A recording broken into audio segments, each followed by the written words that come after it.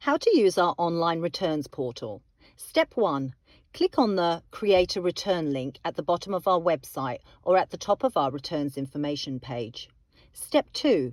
Input your order number and email address associated with your purchase. Note, your order number can be found at the top of your order confirmation email from White & Co Living.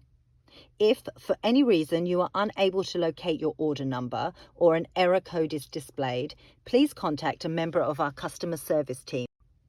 Step 3. Follow the prompts and select the items you wish to return. Step 4. Select why you would like to return your items from the options displayed. Then choose either return for a refund back to the original payment method or return for 110% store credit based on your preference. Note, you may be prompted to upload a photo to support your return or tell us more about why you wish to return the item. It's as easy as that.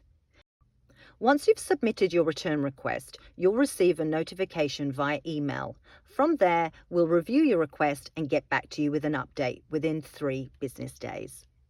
Please note that we are unable to accept returns on items that have been worn, washed, or damaged, as well as purchased on sale or discount, including those part of a promotion.